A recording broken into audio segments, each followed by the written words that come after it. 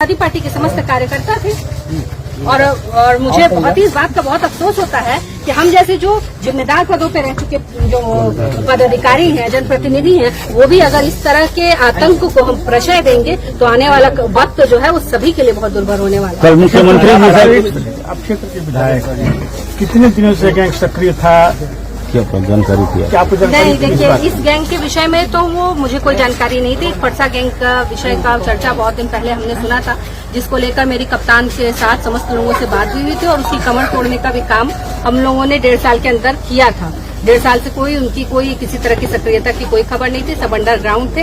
ये गैंग जो है ये अचानक से सक्रिय हुआ और अचानक से सामने आया है। और गैंग भी क्या, इसका मुख्य सरंगना वही रोहित राइडर जो आप लोग नाम ले रहे हैं वही है। और उसने सिर्फ अपने आप को साबित करने के लिए और ये दिखाने के लिए कि आने वाले समय में हम क्या अपना और रूप दिखा सकते हैं, उसने इस घटना को अंजाम दिया।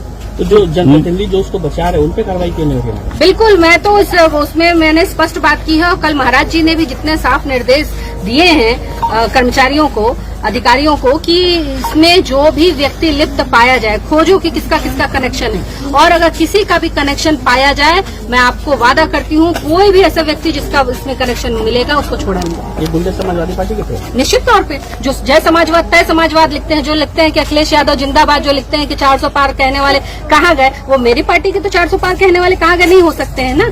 ये कहाँ से हैं? और ऐसी हत्या आपको याद, ये जो हत्या हुई इसने याद दिलाया समाजवादी पार्टी के समय का शासन, हम लोग को याद दिलाया। और ये याद दिलाया कि लोकसभा में इनके सांसद ज्यादा जीते हैं, आने वाले विधानसभा चुनाव में ये किस रूप में जनता के सामने आने वाले, ये इन्होंने याद दिलाया। जीत का ये तोहफा है, ये तोहफा है, ये जनता को इन्होंने गिफ्ट में दिया है कि जीत का। मुझे बहुत कष्ट होता है, बगल में ही आप देखिए कि एक ब्राह्मण परिवार से सांसद बनकर आए समाजवादी पार्टी से। जब वोट का समय था तो उन्होंने एक भी ब्राह्मण परिवार को नहीं छोड़ा था जिसमें उन्होंने अपनी रिश्तेदारी न जोड़ी हो। और आज एक 22-24 साल का लड़का, मृत्यु हो गई उसका परिवार अकेले हो गया और आपके मुंह से एक, आप छोड़ दीजिए, आप अकाउंट में अपने नहीं लिख पाए, फेसबुक अकाउंट में, ट्विटर अकाउंट में आप नहीं लिख पाए कि उस परिवार के दुख में मैं खड़ा हूँ। आप नहीं कहते कि आप हत्या आरोपी को आप पकड़वाएंगे या आप कार्रवाई से, आप जो भी आपको कहना था, आप इतना तो लिख सकते थे कि मैं दुखी परिवार के साथ उसके दुख में मैं स्तंभ बनकर खड़ा हूँ। जो नेता इतना भी नहीं कर सकता, मैं उसको धिक्कार देती हूँ और उसको राजनीति से त्याग कर देना चाहिए। रामगोविंद सर उनके घर भी गए थे, उन पर कार्रवाई? बिल्कुल, उनके घर गए थे तो उनका भी कनेक्शन निकलेगा। और मैं तो मनाती हूँ कि भाई अब माननीय मंत्री जी की बहुत उम्र हो गई है, उनको इस तरह की घटनाओं से बच के रहना चाहिए और बचा के रखना चाहिए। पुलिस अभी तक कितने लोगों को पकड़ी है और किस तरह की कार्रवाई हो रही है? 2 लोगों की गिरफ्तारी हो चुकी है और मुझे अभी संज्ञान में आया है कि बुलडोजर की भी कार्रवाई चल रही है। आप ये यकीन माने कि जहां तक और जो भी जनता सोच सकती है कि बाबा योगी आदित्यनाथ जी की सरकार में न्याय हो सकता है, उस हद तक इस घटना में न्याय होगा। हम सपोलों को पालते नहीं, सपोलों को कुचलने का काम करते हैं और ये कुचलेंगे। जितने लोग इस पे आरोपी हैं सबके घर पे बुलडोजर चलेगा? स्वाभाविक है। अगर उनको 1 इंच भी कहीं अतिक्रमण हमको मिलता है, हमको दिखता है, हमारी राजस्व टीम को दिखता है, तो हम क्यों छोड़ने जाएंगे किसी को? वैसे भी सरकार की नीति है कि अतिक्रमण हम नहीं होने देंगे। और इन हत्यारों के लिए अतिक्रमण का कोई छूट, विशेष छूट है क्या? सपा की सरकार नहीं है कि विशेष ऑफर और मानसून ऑफर निकालती है हत्यारों के लिए। ये भारतीय जनता पार्टी की, योगी आदित्यनाथ की सशक्त सरकार है, हम छोड़ेंगे नहीं किसी को।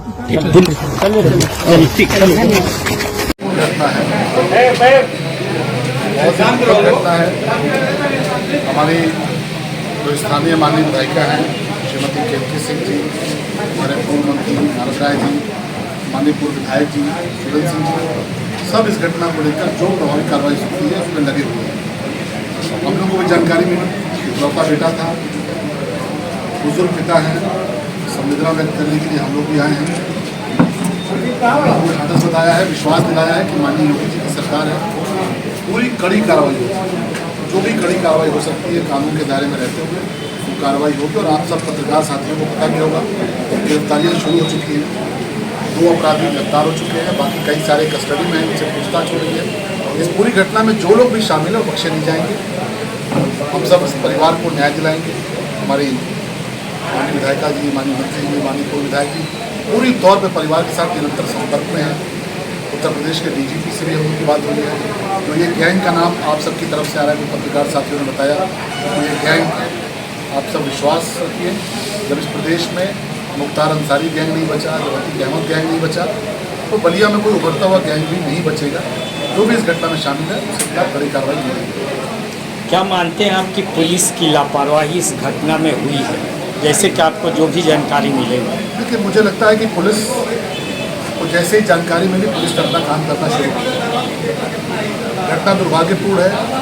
अभी हम सबकी पूरी प्राथमिकता, पूरी कोशिश ये है कि जो अपराधी है, गुनाहगार है, उनके खिलाफ कार्रवाई हो। यदि परिवार की तरफ से, आप सबकी तरफ से कोई ऐसा संशय आता है, कोई सवाल आता है पुलिस की भूमिका को लेकर, आगे उसको भी देखेंगे, उसकी भी जांच करेंगे। आपको जानकारी है कि जो 2 कांस्टेबल थे जो जिनके लिए कहा गया, तो मौके पर तत्काल नहीं पहुंच पाए और उन कार्रवाई उनके खिलाफ हुई है। लेकिन पुलिस ने अपनी कार्रवाई जिस तेजी से की है, वो भी जानकारी आपको मिल रही है। यहाँ के जो पुलिस के अधिकारी हैं पूरी तौर पे लगे हैं, घटना को वर्कआउट कर रहे हैं। घटना में जो लोग शामिल हैं उनकी धरपकड़ हो रही है।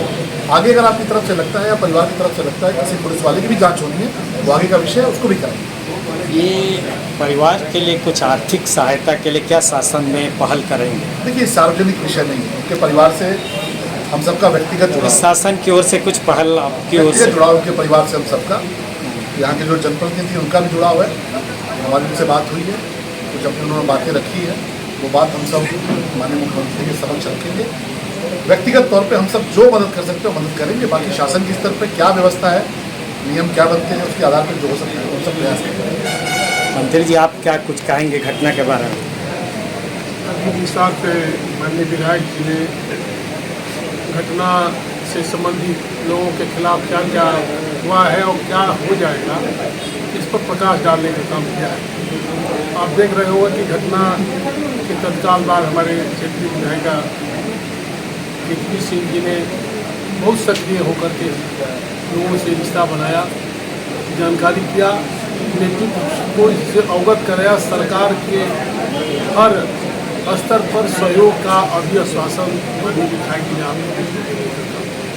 हम सिर्फ यही इतना कहना चाहते हैं कि चाहे वो परिवार के लोग हो, चाहे समाज के लोग हो, सबको थोड़ा भरोसा करना पड़ेगा।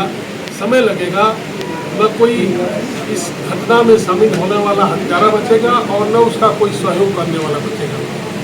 लेकिन दुख ये भी हो रहा है, अभी विधायिका जी ने बताया कि कल जो प्रशासनिक स्तर पर दोषियों के खिलाफ काम हो रहा था, उसमें व्यवधान डालने का काम भी ऐसे लोग कर रहे हैं जिसको यहाँ के लोग तो गांधी जी कहते हैं।